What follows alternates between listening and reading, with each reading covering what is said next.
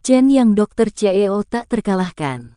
Bab 1186 Sepupu, kamu sangat beruntung.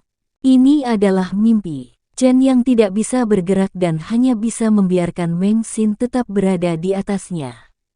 Namun penampilan Meng Xin saat ini membuat Chen Yang merasa bahwa ini adalah dunia nyata, begitu nyata, termasuk ekspresi, mata, dan bahkan suaranya Meng Xin.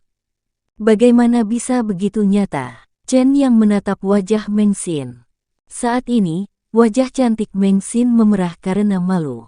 Ketika Chen Yang memandang Meng Xin membungkuk dan berinisiatif untuk menyentuhkan bibirnya ke bibir Chen Yang.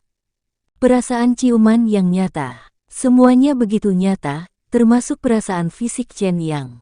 Chen Yang memutuskan bahwa terlepas dari apakah ini dunia nyata atau mimpi, karena Meng Xin mengambil inisiatif, Chen Yang akan menerima semuanya dengan tenang.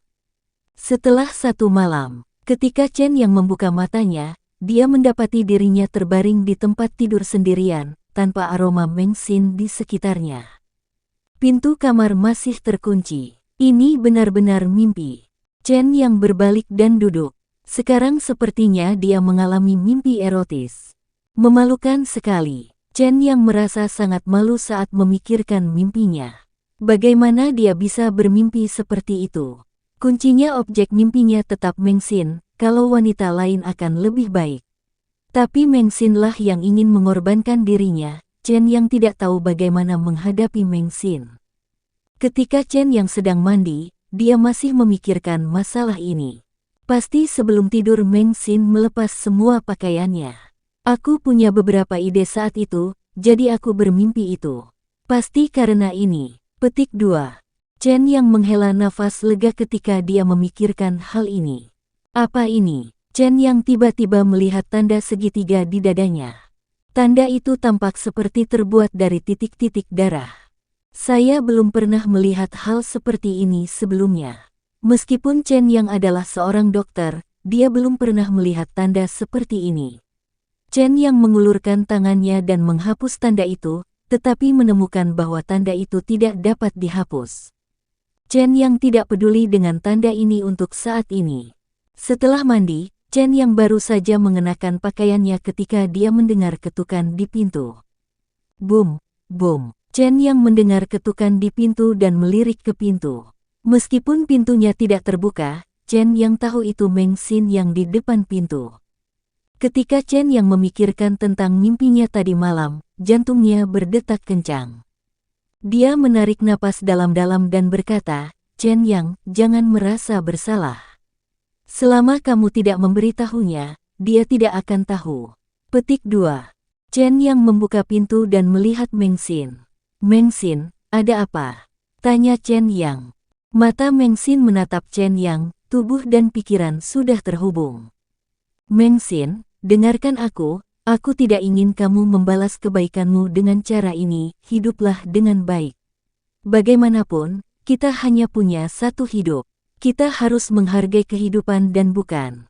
Begitu Chen Yang mengatakan ini, dia disela oleh Meng Xin, tadi malam, kita terhubung secara fisik dan mental.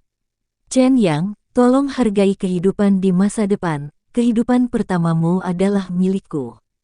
Ah! Chen Yang terkejut, matanya menatap Meng Xin, agak sulit dipercaya. Meng Xin sangat siap menghadapi ekspresi Chen Yang dan berkata dengan tenang, meskipun itu adalah mimpi di mana saya mengucapkan mantra. Dalam mimpi itu, tubuh dan pikiran kita terhubung. Chen Yang, apakah kamu mengerti sekarang? Apa yang harus aku katakan sekarang? Chen Yang sedikit bingung. Dia selalu mengira itu adalah mimpinya, jadi dia tidak merasakan apa-apa. Tanpa diduga, itu adalah mimpi yang Meng Xin telah mantrai. Dengan kata lain, Meng Xin juga mengalami mimpi itu. Kamu tidak perlu mengatakannya. Meng Xin berkata dengan tenang, saya berkata, saya tidak punya pilihan sejak awal. Saya terhubung dengan Anda secara fisik dan mental. Saya harap Anda akan menghargai hidup saya, aku akan makan dulu. Meng Xin mengambil satu langkah dan pergi. Chen Yang sepertinya baru saja sadar kembali, dan tiba-tiba berkata, Meng Xin, apakah kamu merasakan mimpi itu tadi malam?" Meng Xin berhenti dan berkata, "Ya."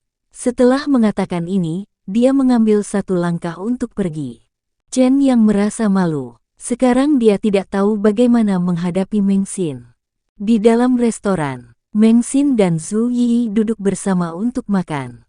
Chen yang juga datang. "Di mana Su Yanwen?" Chen yang bertanya. "Pergi," kata Zhu Yi. "Bagus." Ketika Chen yang mengatakan ini, matanya tiba-tiba menatap Meng Xin. Dia membuka mulutnya, seolah ingin mengatakan sesuatu. Tapi dia tidak tahu harus berkata apa. Secara logika, dia harus bertanggung jawab. Namun Chen yang merasa dirinya juga menjadi korban dan juga dipaksa. Meng Xin mengambil cangkir dan menyesap susu. Ketika dia meletakkan cangkirnya, Meng Xin menatap Chen yang dan berkata, "Aku seharusnya mati demi saudaraku. Bahkan jika aku tidak menghubungkan tubuh dan pikiranku bersamamu, aku akan tetap menggunakannya pada saudaraku, hasilnya sama. Kamu sangat kuat, jika aku menggunakannya padamu, aku memiliki peluang lebih besar untuk bertahan hidup. Saudaramu, apakah kamu menciumku?" Chen yang tiba-tiba bertanya. Meng Xin melirik Chen yang dan tidak berkata apa-apa. Menjijikkan. Chen yang tiba-tiba memikirkan alasan mengapa Meng Xin ragu-ragu untuk berbicara sebelumnya. Jika dia menggunakan sihir semacam ini yang menghubungkan tubuh dan pikiran dengan kakaknya, akan menjijikkan untuk memikirkannya. Saat ini, ponsel Meng Xin tiba-tiba berdering. Meng Xin melihat sekali dan menutup telepon. "Kenapa kamu tidak menjawab?" tanya Chen Yang. "Ayahku," kata Meng Xin. "Ayahmu? Apa kamu tidak akan menjawab?" tanya Chen Yang. Mata Meng Xin melirik Chen Yang. "Ayahku takut aku tersesat. Dia telah berada di keluarga Meng sejak aku lahir dan tidak pernah meninggalkan rumah. Kali ini, aku diam-diam mengikuti kakekku ke keluarga Wu. Ayahmu juga sangat mencintaimu," kata Chen Yang. "Itu karena ayahku takut aku tidak akan kembali." Meng Xin berkata, "Pada saat itu, kakakku tidak akan memiliki siapapun yang mati demi dia. Di keluarga Meng kami, tidak ada orang yang lebih penting daripada saudaraku. Aku hanyalah korban dan bisa mati kapan saja." Meskipun Meng Xin mengatakannya dengan sangat santai, ada rasa sedih dalam kata-kata Meng Xin. Nasibnya tidak berada di tangannya sendiri. Kehidupan Meng Xin sangat menyedihkan. Chen yang melirik Meng Xin dan berkata, "Jika kamu tidak ingin pulang, kamu bisa mengikutiku. Aku pasti akan mengikutimu." Meng Xin berkata, "Nasib kita telah terikat bersama. Dari sekarang, aku tidak akan terpisahkan darimu." Di koridor kamar, setelah Meng Xin menyapa Chen Yang, dia hendak kembali ke kamar, tetapi ketika dia hendak membuka pintu, Chen Yang tiba-tiba berkata, "Meng Xin, tunggu sebentar." Meng Xin terkejut. Melihat Chen Yang, dia hendak membuka mulutnya ketika dia melihat Chen Yang menunjuk ke kamar Meng Xin. Pada saat itu, Meng Xin segera mengerti maksud Chen Yang. Dia mundur 2 langkah dan membuka pintu. Chen Yang tiba di depan pintu dan membukanya. Ledakan. Saat Chen Yang membuka pintu, dia mendengar suara tembakan yang tajam. Sebuah peluru telah ditembakkan. Chen yang sudah bersiap dan bersembunyi di sampingnya saat dia membuka pintu. Pelurunya langsung mengenai dinding. Sayang sekali. Di dalam kamar, seorang pemuda memegang pistol di tangannya dan berkata dengan kecewa, "Sepupu, kamu sangat beruntung." Bab 1187 ambil tindakan untuk menyelamatkan orang. Pria muda itu sedang duduk di kamar. Dia telah menunggu Meng Xin. "Meng Xin, aku sudah lama mengatakan bahwa kehadiranmu akan mempermalukan keluarga kami." Pemuda itu memegang pistol di tangannya dan berkata kepada Meng Xin di luar, "Karena kamu sudah ada di sini, mengapa bersembunyi? Keluarlah." "Itu sepupuku Meng Fan." Ketika Meng Xin melihat Chen yang berencana untuk mengambil tindakan, dia langsung menghentikan Chen Yang dan masuk ke kamar. Chen Yang dan Zhu Yi juga masuk. Di dalam kamar, Meng Fan sedang memegang rokok. Ketika Meng Xin masuk, Meng Fan mengembuskan asap dan menaruhnya langsung di atas meja. Matanya menatap Meng Xin, misalkan kamu tidak beruntung, kamu tidak bisa mati dengan mudah. Tapi katakanlah kamu beruntung, tetapi kamu adalah kambing hitam dari Meng Yu yang tidak berguna itu. Sepupu, kamu menemui aku. Apa hanya untuk mengatakan ini? Meng Xin menghampiri Meng Fan dan memandang Meng Fan, kamu tidak ingin menerimaku kembali, bukan? Kakek sudah meninggal. Meng Fan berkata, apa yang terjadi di rumah sekarang? Kepala keluarga adalah ayahmu, paman kedua saya. Dia mengirim saya untuk membawamu kembali. Bagaimana jika aku tidak kembali? Kata Meng Xin. Kalau begitu matilah jauh-jauh dan jangan kembali ke keluarga Meng. Meng Fan tiba-tiba mengarahkan senjatanya ke kepala Meng Xin. Begitu Zhu Yi melihat Meng Fan mengarahkan senjatanya ke Meng Xin, ketika dia hendak mengambil tindakan, Chen Yang memegang tangannya. Chen Yang memberi isyarat kepada Zhu Yi untuk membiarkannya. Pada saat ini, Meng Xin sedang menodongkan pistol ke kepalanya oleh Meng Fan. Dia tidak mau takut, ada air mata di matanya. Sepupu, di seluruh keluarga, kecuali kakek, kamu adalah yang terbaik untukku. Siapa? Bersikap baiklah padamu. Meng Fan memandang Meng Xin, dasar bodoh, kamu sudah bodoh sejak kamu masih kecil. Apakah kamu benar-benar berpikir bahwa orang-orang di keluargamu baik padamu? Hanya karena kamu telah dipilih sebagai kambing hitam saudaramu sejak kamu masih kecil. Sekarang, selagi kamu melakukannya, selagi kamu masih bisa berlari, larilah sejauh mungkin dan jangan kembali ke rumah Meng. Meng Fan langsung mengembalikan senjatanya. Dia mengambil kartu bank dari tubuhnya dan memasukkannya langsung ke pelukan Meng Xin. Ada sejumlah uang di sini. Kamu bisa bersembunyi di luar negeri, paman keduaku pasti tidak akan membiarkanmu pergi dengan mudah. Kamu harus bersembunyi jauh. Aku tidak menginginkannya. Meng Xin mengembalikan kartu bank itu kepada Meng Fan. Saya telah membuat keputusan. Saya telah mengikatnya pada Chen Yang. Terikat. Meng Fan mendengar kata-kata Meng Xin, matanya tiba-tiba menatap Chen Yang. Apakah kamu Chen Yang? Ya, hiduplah dengan baik, Meng Fan memperingatkan. Chen Yang tertawa saat mendengar kata-kata Meng Fan, apakah kamu memperingatkan saya? Itu benar. Meng Fan menatap langsung ke arah Chen Yang, kamu harus tahu bahwa Meng Xin telah menyerahkan nyawanya, jika sesuatu terjadi padamu, dia akan tamat. Jadi, yang harus kamu lakukan bukanlah memperingatkanku, tapi melindungiku. Chen Yang mengulurkan tangannya dan menepuk bahu Meng Fan, mulai sekarang, jangan peringatkan aku tidak suka. Setelah Chen Yang mengatakan ini, dia pergi. Meng Xin mengikuti Chen Yang keluar dari hotel. Meng Fan mengambil ponselnya dan menelepon, paman kedua, ketika saya tiba, Meng Xin sudah pergi. Saya tidak tahu kemana dia pergi. Bandara Zhongzhou, pesawatnya mendarat perlahan. Ini adalah kota yang paling dekat dengan Leidu. Penerbangan dan kereta api berkecepatan tinggi tidak dapat diakses dari Leidu, jadi Chen Yang perlu berkeliling di sini di Zhongzhou. Hujan turun di langit. Dalam perjalanan dari bandara menuju hotel, pengemudi terus mengobrol dengan Chen Yang. Cuaca di Zhongzhou seperti ini, hujan turun setidaknya 10 hari dalam sebulan, dan tidak ada tanda-tanda akan turun hujan.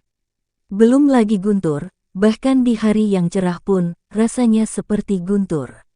Sopir itu berkata, kalau bukan karena rumah saya di sini, saya sudah lama pindah, tidak ada gunanya berada di dekat guntur itu. Kita akan ke kota guntur, kata Chen Yang, pergi ke Leidu. Ketika pengemudi mendengar bahwa Chen Yang mengatakan dia akan pergi ke Leidu, dia hanya menggelengkan kepalanya, dengarkan nasihat saya dan jangan pergi ke tempat itu. Itu adalah tempat di mana tidak ada yang peduli. Semua penjahat telah pergi ke sana. Sekarang itu adalah tempat di mana penjahat paling kejam dipenjarakan. Belakangan, banyak orang meninggal di sana dan darah mengalir seperti sungai. Sekarang penuh dengan penjahat dan keluarga mereka. Ngomong-ngomong, kamu bukan pemburu hadiah, kan? Chen Yang tersenyum, bukankah kamu baru saja mengatakan itu? Mereka yang pergi ke sana semuanya penjahat. Ketika kita pergi ke sana, mengapa kita tidak bisa menjadi penjahat tapi pemburu hadiah? Kalian bertiga tidak terlihat seperti penjahat. Sopir itu tertawa, mereka semua baik sekali. Begitu baik. Chen yang tertawa terbahak-bahak ketika mendengar apa yang dikatakan pengemudi itu. Ya, saya memang sangat baik dan mudah didekati. Tapi kami bertiga tidak terlihat seperti pemburu hadiah, kan? Bukankah mereka mirip? Sopir itu berkata, sebelum Anda, saya menjemput dua gadis muda, mereka kembar. Mereka bilang mereka pemburu hadiah, dan mereka juga membawa anak anjing emas. Sepanjang jalan, dua gadis kecil yang suka tertawa sambil mengobrol denganku. Pemburu hadiah. Chen yang mendengar kata-kata pengemudi dan berkata, apakah mereka akan pergi ke Leidu? Ya, itulah yang mereka katakan. Kata pengemudi itu, ngomong-ngomong, hotel yang mereka datangi juga merupakan hotel yang akan kamu tempati. Tadi aku bilang kalau aku melihat hotel yang kamu tuju, rasanya familiar sekali. Ternyata hotel yang sama. Petik 2. Pemburu hadiah. Saya belum pernah melihatnya sebelumnya, tidak apa-apa jika kamu pergi dan melihatnya. Ketika Chen yang mengatakan ini, tiba-tiba, sebuah mobil sport melaju melewati mobil itu dengan cepat. Sopirnya adalah seorang pria muda berambut pendek. Setelah pengemudi melihat mobil sport tersebut, ia berkata tidak yakin, saya hanya berpura-pura mengendarai mobil sport rusak.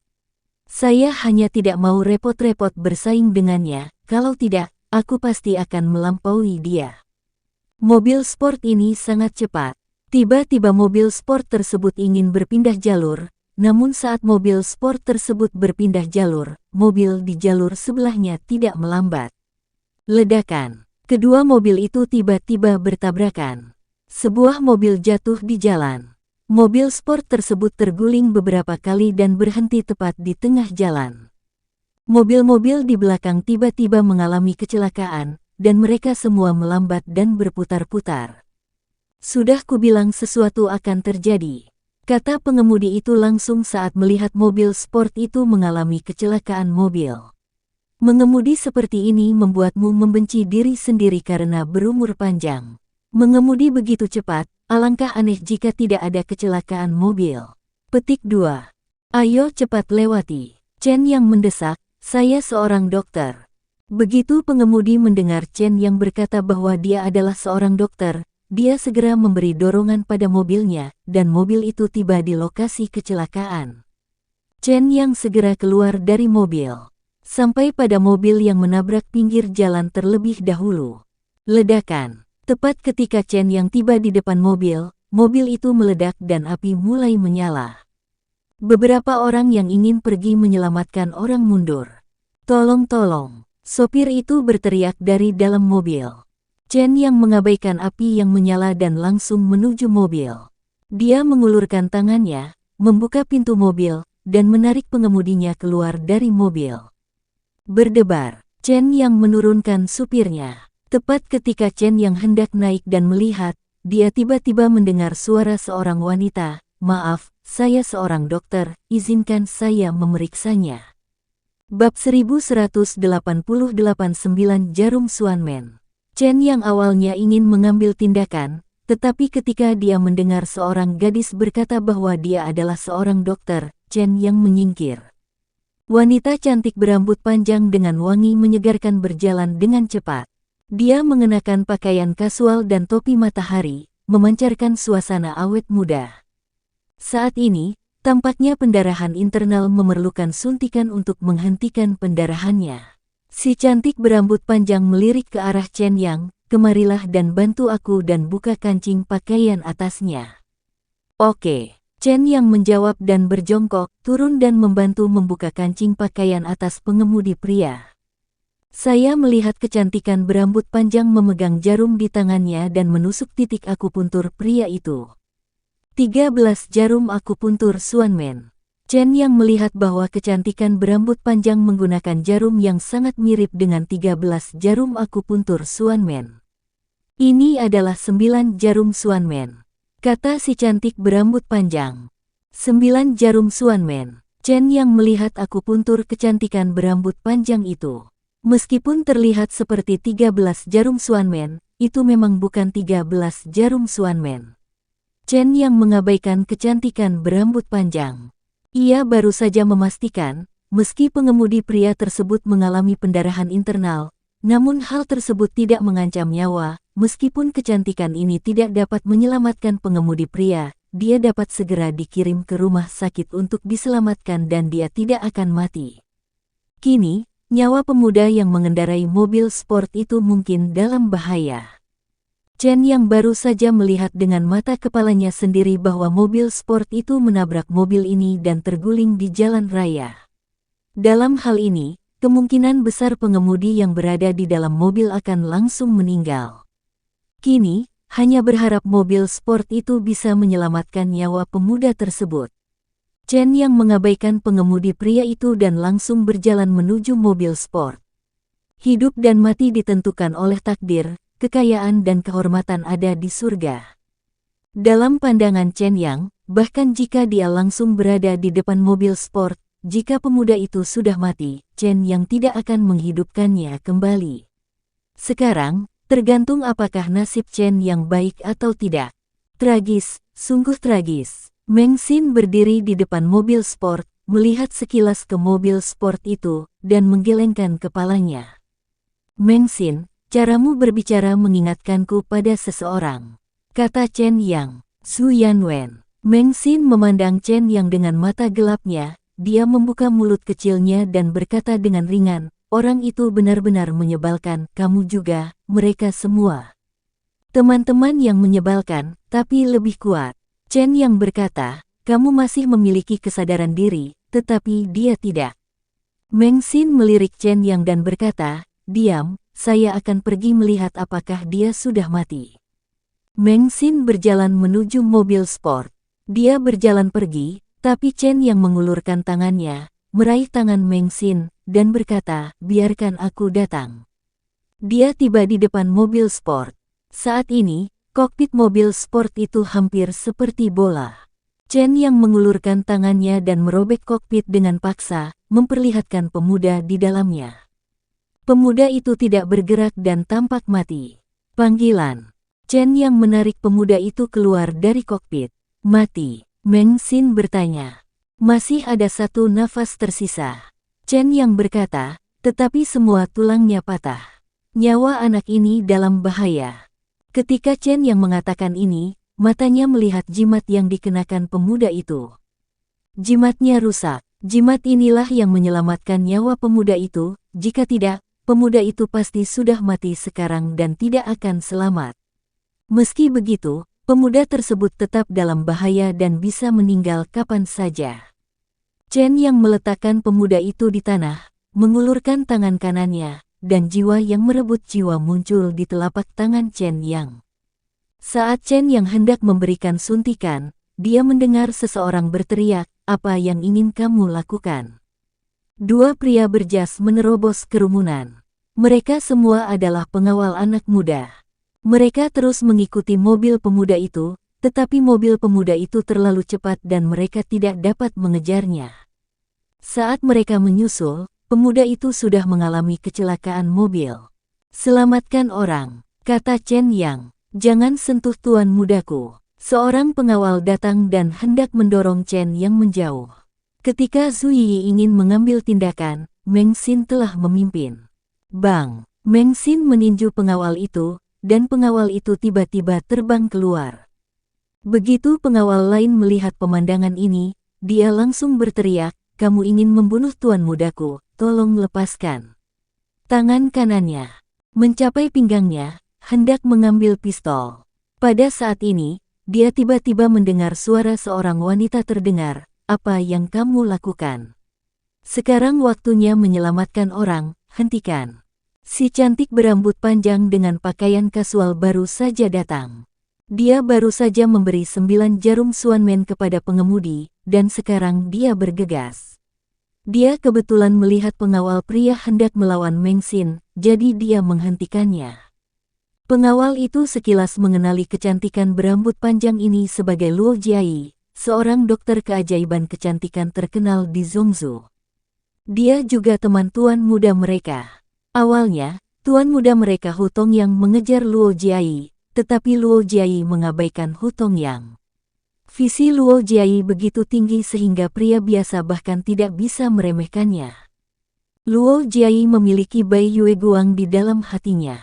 Bagaimana mungkin pria itu bisa jatuh cinta pada burung gagak padahal wanita yang pernah melihat elang itu nyaris sempurna.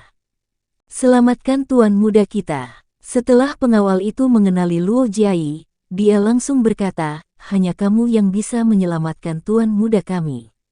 Petik 2. Tuan mudamu. Luo Jiayi melirik pengawal itu, siapa itu?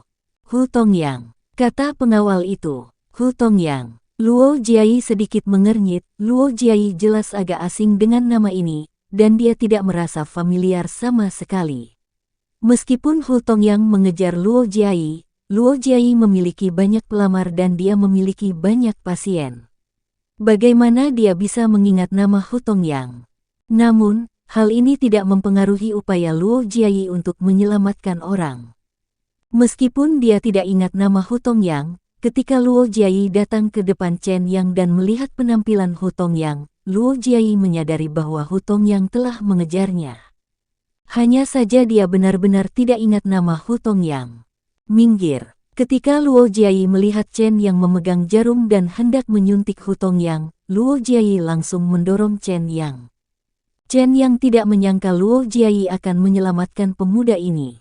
Dia hanya ingin menyuntik Hu Tongyang, tapi kecantikan berambut panjang ini berinisiatif menyelamatkan pemuda itu. Chen Yang juga sangat bijaksana dan mengambil inisiatif sendiri. Hal-hal seperti ini pada dasarnya tidak berterima kasih. Hu Tongyang dalam bahaya sekarang. Jika Chen Yang ingin menyelamatkan Hu Tongyang, dia harus menghabiskan kekuatan spiritualnya. Sekarang, seorang wanita cantik berambut panjang yang aneh berinisiatif meminta bantuan, dan tentu saja Chen Yang menginginkannya. Dia berdiri di dekatnya dan melihat Luo Jiayi berjongkok dan mengulurkan tangannya untuk memeriksa luka Hu Tongyang terlebih dahulu. Kamu masih punya nafas, kamu masih bisa diselamatkan tepat waktu. Luo Jiayi mengangkat kepalanya, menatap Chen Yang yang berdiri di sampingnya, dan berkata, datang dan bantu, lakukan saja apapun yang aku minta. Cepatlah, Luo Jiayi. Dikatakan, Chen Yang menjadi asisten. Sudah lama sekali sejak Chen Yang mendengar seseorang menggunakan nada memerintah seperti itu untuk memintanya melakukan sesuatu. Menarik, Chen Yang berpikir sendiri. Bab 1189 Dokter Keajaiban Kecantikan Luo Jiayi. Luo Jiayi tidak menganggap serius Chen Yang. Menurutnya, Chen Yang adalah seorang pemuda yang mengetahui beberapa keterampilan medis. Chen Yang tampaknya memahami pengobatan Tiongkok, tetapi dia hanya tahu sedikit atau dua tentangnya dan tidak mahir di dalamnya. Inilah sebabnya Luo Jiayi meminta bantuan Chen Yang. Meskipun Chen Yang tidak pandai dalam keterampilan medis, setidaknya dia tahu sedikit tentang keterampilan medis dan dapat membantunya. Luo Jiayi memastikan bahwa Hu Tongyang belum mati dan masih bisa diselamatkan. Dia meminta Chen Yang untuk merobek baju Hu Tongyang dan ketika dia ingin mengambil jarumnya, dia menemukan bahwa jarumnya baru saja digunakan oleh pengemudi pria. Saat dia keluar, dia hanya membawa satu set jarum. Bukan karena Hu Tongyang tidak bisa disuntik, tapi set jarumnya masih perlu disterilkan. Sekarang dia cemas, Luo Jiayi memikirkan Chen Yang. Dia baru saja melihat dengan matanya sendiri bahwa Chen Yang sedang memegang jarum di tangannya. Pinjamkan aku jarummu, Luo Jiayi berkata, jarum yang kubawa sudah habis, dan aku belum punya waktu untuk mensterilkannya. Petik 2. Oke, Chen Yang mengulurkan tangannya, dan Soul Snatcher secara otomatis muncul di telapak tangannya. Cincin luar angkasa. Luo Jiayi memandang Chen Yang ketika dia melihat sebuah jarum tiba-tiba muncul di telapak tangan Chen Yang. Ya, Chen Yang mengangguk. Apakah kamu membelinya? Atau diturunkan dari nenek moyangmu? Luo Jiayi bertanya dengan rasa ingin tahu. Itu diturunkan dari nenek moyangku. Chen Yang terlalu malas untuk berbicara terlalu banyak dengan Luo Jiayi. Cincin luar angkasa sangat berharga. Bagi para praktisi, ini adalah harta karun yang langka. Banyak pembudidaya menghabiskan banyak uang untuk membeli cincin luar angkasa, tetapi jumlah cincin luar angkasa terbatas, jadi beberapa orang membunuh orang untuk merebut harta karun itu. Chen yang mendapatkan cincin luar angkasa ini dengan mengambilnya. Jika Anda menyebutkan asal mula cincin luar angkasa ini kepada Luo Jiayi, Anda harus banyak bicara. Meskipun Luo Jiayi sangat cantik, Chen yang sekarang hanya ingin pergi ke Leidu untuk berlatih dan tidak tertarik pada Luo Jiayi. Terlebih lagi, setelah Chen yang mendapatkan Gu Bingqi, dia benar-benar melihat puncak penampilannya. Adapun kecantikan di baliknya, tidak peduli betapa menakjubkan dan cantiknya dia, di mata Chen Yang, dia baik-baik saja. Hingga saat ini, Chen Yang belum pernah melihat orang yang bisa melampaui Gu Bingqi. Luo Jiayi tiba-tiba berhenti sambil memegang Soul Caesar. Mata gelapnya menatap Chen Yang, ini bukan jarum biasa. Bagaimana saya bisa memegangnya di tangan saya? Selalu terasa seperti memiliki jiwa.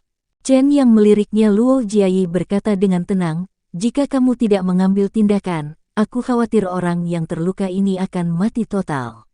Kamu juga harus tahu bahwa dia hanya memiliki satu nafas tersisa. Petik 2. Ya. Luo Jiayi diingatkan oleh Chen Yang, lalu saya teringat bahwa Hu Tongyang belum diselamatkan.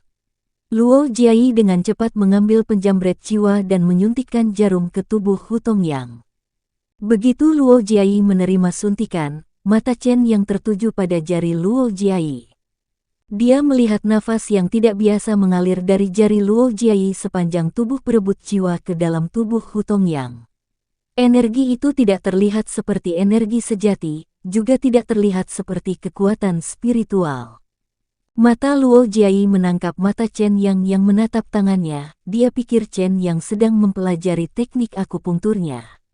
Luo Jiayi tidak ingin menyembunyikannya dan berinisiatif untuk memperkenalkan, ini adalah Taoisme yang diturunkan dari nenek moyang keluarga kami. 9 jarum tersebut berasal dari 13 jarum Xuanmen yang Anda sebutkan tadi. Bisakah kamu menjadi seorang mahasiswa yang belajar kedokteran? Dalam benak Luo Jiayi, Chen Yang adalah seorang mahasiswa. Saya belajar kedokteran. Chen Yang berkata, lulus dari Zonghai Medical College. Pantas saja, menurutku kamu tahu keterampilan medis. Luo Jiayi berkata, tidak ada gunanya bagimu untuk melihat titik akupuntur yang aku suntikkan. Jika Anda membuat kesalahan dalam teknik akupuntur unik Anda, itu tidak akan menyelamatkan hidup Anda. Baru pada saat itulah Chen yang menyadari bahwa setelah sekian lama sibuk, Luo Jiayi telah salah mengira dia adalah seorang mahasiswa yang mempelajari akupuntur medis. Chen yang tidak ingin menjelaskan kepada Luo Jiayi, tetapi hanya berkata, pemuda ini terluka parah. Denyut jantungnya mungkin rusak, dia perlu menyelamatkan detak jantungnya terlebih dahulu, jika tidak, nyawa orang ini akan terancam. Yah, kamu benar. Petik 2. Luo Jiayi mengangguk. Saya mencoba melindungi denyut jantung Hu Tongyang sekarang. Luo Jiayi menempatkan Soul Seizing Point pada titik akupuntur Hu Tongyang, dan mengulurkan tangan kanannya di depan Chen Yang, berikan padaku. Apa? Chen Yang sangat terkejut, bertanya dengan rasa ingin tahu. Tentu saja itu suntikan. Luo Jiayi memandang Chen Yang dengan bingung, bukankah kamu lulusan sekolah kedokteran? Tahukah kamu bahwa suntikan memerlukan suntikan? Bukankah aku sudah memberimu suntikan? Chen Yang menunjuk, mencuri jiwa. Hanya satu. Luo Jiayi memandang Chen Yang, jelas Luo Jiayi bingung, kamu selalu menggunakan satu jarum untuk menyuntik. Ya, Chen Yang berkata, satu jarum saja sudah cukup, selama akupuntur diterapkan pada titik yang tepat. Omong kosong. Luo Jiayi mendengar perkataan Chen Yang dan langsung berkata, saya tidak tahu dari mana kamu belajar akupuntur. Akupuntur seperti kamu tidak bisa menyelamatkan orang, itu hanya akan merugikan orang. Membunuh nyawa orang lain. Begitu Luo Jiayi selesai berbicara, Zhu Yi menghampiri dengan sikap galak, apa katamu? Zhu Yi sangat marah. Chen Yang melirik Zhu Yi dan berkata dengan tenang, Yi, jangan terlalu banyak bicara. Fiuh. Chen Yang mengulurkan tangan kanannya dan mengeluarkan 9 jarum dari cincin luar angkasa. Ini jarum cadangan Chen Yang. Dia meletakkan 9 jarum itu langsung di tangan Luo Jiayi. Ini 9 jarum, cukup untukmu. Ketika Chen Yang mengatakan ini, jiwa pencuri jiwa tiba-tiba terbang dari Hutong Yang ke Chen Yang di tangannya. Aku akan mengambilnya. Chen Yang berdiri dan pergi. Luo Jiayi tidak menyangka Chen Yang begitu temperamental. Dalam sekejap, dia mengambil jarum yang dia masukkan. Apakah kamu mencoba membunuh seseorang? Siapa yang mengizinkanmu mengambil jarum itu? Luo Jiayi sangat marah. Tanda seru. Tapi sayang sekali Chen Yang tidak memperhatikannya. Pengawal Hutong Yang tiba-tiba menghentikan Chen Yang. Dia baru saja mendengar apa yang dikatakan Luo Jiayi. Dan pengawal itu berteriak dengan marah, "Berhenti, apakah kamu ingin membunuh tuan muda kita?" Chen Yang tidak berkata apa-apa, hanya mendorong pelan dengan tangan kanannya. Tanda seru, panggilan. Pengawal itu terbang langsung 10 meter jauhnya. Ledakan. Pengawal itu terjatuh dengan keras ke tanah. Semua orang yang hadir kaget. Tidak ada yang mengira Chen Yang akan sekuat itu. Begitu dia bergerak, dia mendorong pengawal Hutong Yang keluar. Mereka semua curiga mereka salah melihatnya. Chen Yang mengabaikan orang-orang ini dan membawa Zhu Yi dan Meng Xin kembali ke mobil. "Ayo pergi," kata Chen Yang. Ketika mobil melewati Luo Jiayi memegang jarum di tangannya dan sedang menyuntik Hutong Yang. "Tuan, apakah Anda kenal wanita cantik yang melakukan akupuntur?" Chen Yang tiba-tiba bertanya. Sopir itu baru saja melihat Luo Jiayi menyelamatkan orang. Luo Jiayi adalah seorang dokter ajaib cantik yang terkenal di Zhongzhou. Semua orang di Zhongzhou mengetahui hal ini. Ketika pengemudi mendengar Chen Yang bertanya tentang nama Luo Jiayi, dia langsung berkata tanpa henti, "Itu adalah dokter cantik dan ajaib paling terkenal di Zhongzhou, Luo Jiayi." Ketika Chen Yang mendengar pengemudi itu menyebut nama Luo Jiayi, dia berkata dengan tenang, "Dokter cantik dan ajaib." Tampaknya Luo Jiayi ini memiliki keterampilan medis yang sangat tinggi di Zhongzhou. Itu pasti sangat tinggi. Sopir itu berkata, dia berasal dari keluarga pengobatan tradisional Tiongkok, dan pamannya adalah Luo Xuan, seorang dokter Tiongkok yang hebat. Bab 1190 Saudara Kembar. Paman Luo Jiayi ternyata adalah Luo Xuan. Ini di luar dugaan Chen Yang. Chen Yang bertemu Luo Xuan ketika dia berada di kota kekaisaran. Dapat dikatakan bahwa Luo Xuan membenci Chen Yang dengan sepenuh hatinya. Jika bukan karena Chen Yang, Luo Xuan akan tetap menjadi dokter nasional dan masih menikmati segalanya di Royal Elite Academy di kota kekaisaran. Tapi hanya karena kemunculan Chen Yang, segala sesuatu di Luo Xuan hancur.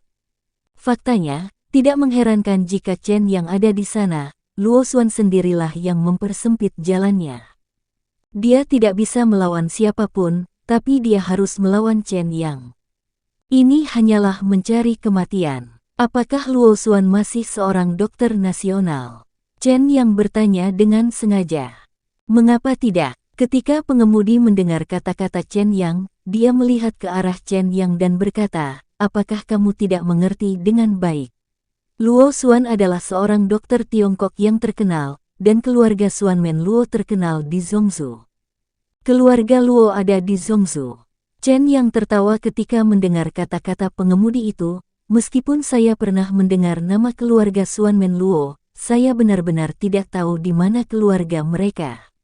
Ketika pengemudi mendengar Chen Yang dengan kata-kata ini, Yang segera berkata dengan bangga, "Kami berada di Zhongzhou, itulah kebanggaan rakyat Zhongzhou kami. Keluarga pengobatan tradisional Tiongkok. Ngomong-ngomong, tahukah Anda dewa pengobatan?" "Dewa pengobatan?" Chen Yi. Chen Yang bertanya. "Ya, itu adalah dewa Chen Yi." Ketika pengemudi menyebut Chen Yi, dewa pengobatan, dia sangat memuji.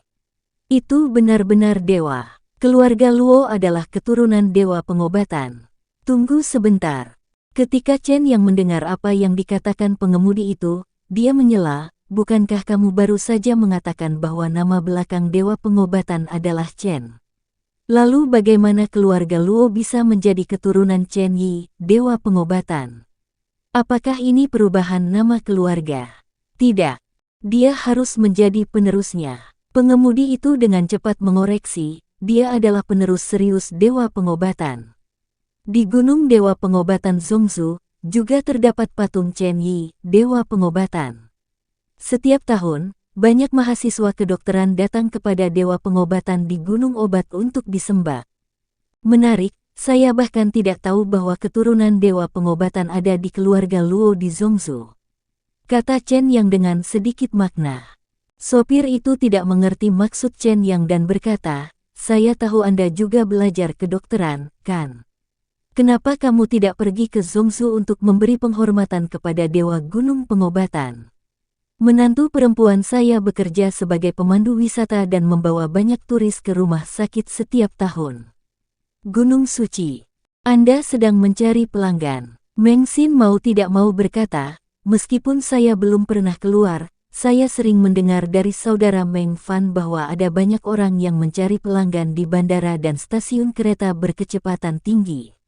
Saya tidak meminta pelanggan, aku mengatakan yang sejujurnya. Sopir itu berkata dengan cepat, saya hanya merekomendasikan tempat-tempat indah di Zongzu kepada Anda. Orang yang datang ke Zongzu kami akan pergi ke Gunung Dewa Medis. Chen yang tidak mengucapkan sepatah kata pun. Apa yang dikatakan pengemudi itu mungkin benar. Adapun patung Dewa Pengobatan di Gunung Dewa Pengobatan, kemungkinan besar orang di belakangnya mengabadikannya demi keuntungan finansial. Chen yang tidak peduli dengan hal ini. Yang dia pikirkan sekarang adalah kemarahan Luo Jiayi. Chen yang yakin, Luo Jiayi tidak marah. Denyut nadinya tidak terbuka. Adapun 9 jarum Xuanmen milik Luo Jiayi, mereka jelas berevolusi dari 13 jarum Xuanmen. Lebih tepatnya, setidaknya 4 dari 9 jarum Xuanmen hilang. Efek 9 jarum Xuanmen sangat berkurang, tetapi ki khusus Luo Jiayi menutupi kekurangan Luo Jiayi. Mobil tiba di hotel tempat Chen yang menginap. Ya, ini hotelnya. Sopir itu berkata setelah melihat hotel tempat Chen yang menginap, 2 gadis kecil yang saya kirim sebelumnya datang ke sini. Mereka sangat cerewet dan pelit. Mereka bahkan tidak memberikan tip. Mereka bahkan menolak memberikannya kepada saya, dan mereka harus membayar 0 untuk ongkosnya. Bagaimana mungkin ada gadis kecil seperti itu di dunia saat ini? Pembayaran sudah selesai. Setelah Chen yang langsung memindai kode QR untuk membayar, dia berkata dengan tenang, saya juga pelit. Faktanya, Chen yang pasti mengerti bahwa pengemudi tersebut ingin Chen yang memberinya tip. Chen yang tidak kekurangan uang, tetapi pengemudi berinisiatif memberi isyarat, yang membuat Chen yang sangat tidak senang. Saya dapat mengambil inisiatif untuk memberi tip kepada Anda, tetapi Anda tidak dapat mengambil inisiatif untuk memberi petunjuk kepada saya, jika tidak, saya tidak akan memberi Anda 1 sen pun lagi. Pengemudi hanya bisa pergi. Tepat ketika Chen Yang, Zui Yi, dan Meng Xin masuk ke lobi hotel, 2 gadis kembar sedang berjalan keluar dari hotel. Kak, hotel ini terlalu mahal. Ayo beli perbekalan sekarang dan segera berangkat setelah kita siap. Kata saudari Ming Sui, hanya perlu 100.000 yuan untuk menangkapnya, kita harus berhati-hati dengan anggaran kita. Sister Mingyu mengangguk setuju. Kalau begitu, mari kita bersiap sepenuhnya. Saat kedua saudara perempuan itu sedang berbicara, mereka kebetulan melewati Chen Yang. Chen Yang melirik kedua saudara perempuan itu, seolah-olah dia hendak berbicara, tetapi Chen Yang menghentikan dirinya sendiri, berjalan melewati saudara perempuan Ming Sui, dan langsung pergi ke meja depan hotel. Kemanapun mereka pergi, 2 saudara perempuan Ming Sui dan Ming Yu menarik perhatian. Ada juga banyak obrolan. Kedua saudara perempuan itu sudah lama terbiasa dan tidak mengambil hati. Kedua saudara perempuan itu menganggap Chen Yang sebagai orang yang suka mengobrol dan ingin mengenal kedua saudara perempuan itu. Tapi saat Ming Sui melewati Chen Yang, dia tiba-tiba berhenti. Dengan pengamatan alaminya yang tajam dan indera keenamnya yang luar biasa, mata Ming Sui langsung tertuju pada cincin luar angkasa yang dikenakan oleh Chen Yang. Anda harus tahu bahwa kebanyakan orang tidak memperhatikan cincin luar angkasa, tetapi Ming Shui berbeda. Dia tiba-tiba menyadari cincin luar angkasa Chen Yang. Kakak, ada apa denganmu? Ming Yu bertanya dengan bingung saat melihat Ming Shui tiba-tiba berhenti. Cincin luar angkasa. Ming Shui memberi isyarat kepada Ming Yu untuk melihat jari Chen Yang. Orang ini adalah seorang kultivator. Ming Yu, kultivator seperti ini seringkali sangat murah hati, kita bisa mengikutinya. Kita tidak perlu mengeluarkan uang untuk makan dan minum. Yang terbaik adalah memintanya membayar kamar untuk kita. Ngomong-ngomong, mari kita tanyakan padanya apakah dia akan pergi ke Leidu. Kalau mereka juga ke Leidu, kami bahkan tidak akan membayar biaya perjalanannya. Simpan itu, kami tidak punya banyak biaya perjalanan kali ini, jadi kami harus menganggarkan dengan hati-hati. Ming Yu mengedipkan matanya yang berair dan menatap adiknya Ming Shui. Kakak, pria yang kamu temui terakhir kali mengatakan hal yang sama, dan ternyata pria itu memiliki niat buruk terhadap kita. Yang itu sampah, aku sudah lama melihat bahwa dia pembohong. Ming Shui berkata, tapi yang ini jelas tidak benar. Percayalah, saudari, saya tidak pernah melihat sesuatu yang salah. Petik 2. Oke. Ming Yu mendengar kata-kata Ming Shui dan mengangguk. Kakak, apa yang harus aku lakukan? Pengci, kata Ming Shui. Ming Yu berjalan ke sisi Chen Yang. Tiba-tiba, Ming Yu bergoyang dan jatuh langsung ke arah Chen Yang. Chen Yang mengulurkan tangan dan memeluk Ming Yu. Apa yang sedang kamu lakukan? Chen Yang bertanya. Aku pusing tadi. Suara Ming Yu lemah. Zhu Yi berdiri di samping Chen Yang. Ketika Ming Yu mendekati Chen Yang barusan, Zhu Yi sudah tahu bahwa Ming Yu ingin berhubungan seks. Sekarang mendengar kata-kata Ming Yu, wajah Zhu Yi menjadi gelap. Kamu mencoba menipu. Petik 2. Kakak, Ming Shui berlari saat ini dan membantu Ming Yu dari tangan Chen Yang. Adikku, kesehatanku sangat buruk. Sebelum Ming Shui selesai berbicara, Chen Yang telah menyela Ming Shui. Saya mendengar apa yang baru saja Anda dan adik Anda diskusikan. Jika Anda ingin makan dan minum, Anda harus membayar harganya. Saat Chen Yang berbicara, dia tiba-tiba mengulurkan tangannya dan meraih pergelangan tangan ramping Ming Shui. Panggilan. Hanya dengan sedikit tarikan, Ming Shui sudah ditarik oleh Chen Yang. Chen Yang melingkarkan tangannya di pinggang ramping Ming Shui dan mendekatkan wajahnya ke Ming Shui. Berapa harga yang ingin aku bayar? Minggir. Ming Shui tiba-tiba mengubah wajahnya dalam sekejap dan tiba-tiba berteriak. Sebuah tekanan tiba-tiba dilepaskan dari Ming Shui.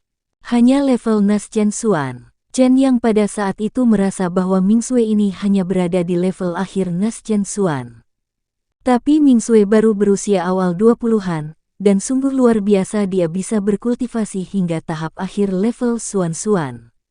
Chen Yang tidak berniat melepaskan Ming Shui. Dengan kekuatanmu, kamu ingin melepaskan diri dari tanganku, tapi kamu meremehkanku. Petik 2. Saudari, Ming Shui tiba-tiba berteriak. Ming Yu tiba-tiba mengeluarkan sebuah kartu. Panggilan. Ming Yu melemparkan kartu itu langsung ke Chen Yang. Dalam sekejap, seekor anjing emas tiba-tiba muncul di langit dan menggigit Chen Yang. Tepat ketika Zhu Yi hendak mengambil tindakan, Meng Xin sudah berkata, biarkan saya yang melakukannya. Fiu. Meng Xin tiba-tiba melompat dan sudah berada di depan Chen Yang.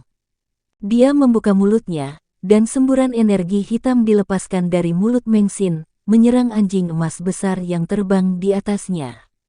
Berdebar. Anjing emas besar itu terbungkus energi hitam dan langsung jatuh ke tanah, kehilangan kesadaran pada saat itu. Ming Yu tercengang. Dia sepertinya tidak mengharapkan hal ini terjadi, dan dia tidak siap sama sekali. Meng Xin tidak memberi waktu pada Ming Yu untuk bereaksi. Dia tiba-tiba berdiri di depan Ming Yu, mengulurkan tangan kanannya, dan langsung meraih tenggorokan Ming Yu dengan jarinya. Selama aku menggaruk kulitmu, racun mayat akan menyerang tubuhmu dan kamu akan berubah menjadi mayat berjalan yang jelek. Ketika Meng Xin mengucapkan kata-kata ini, Ming Yu menangis. Aku tidak mau. Gadis kecil Mingyu ketakutan saat itu. Jangan biarkan adikku menangis. Mingsue tiba-tiba berkata, jika dia mulai menangis, dia akan memikat pikiran orang-orang di sekitarnya. Tuan muda, lihat. Zhu Yi meminta Chen Yang untuk melihat ke aula. Saya melihat saat Mingyu mulai menangis, suasana hati orang-orang di aula tiba-tiba menjadi kesal. Bang! Tiba-tiba, pelayan di meja depan menghancurkan benda di depannya. Saya sudah cukup, teriak pelayan itu. Dasar jalang, kamu membuatku mual. Manajer lobi, yang dengan sabar menjelaskan kepada seorang tamu wanita, tiba-tiba menjadi gila dan berteriak. Tamu wanita berpakaian mewah dan terpelajar itu pun tiba-tiba memalingkan wajahnya. Seperti seorang yang cerdik, dia mengangkat kakinya dan menghantam selangkangan manajer lobi. Saat manajer lobi membungkuk, tamu wanita itu memukul dan memaki manajer lobi. Dalam sekejap, dunia tiba-tiba menjadi tidak normal.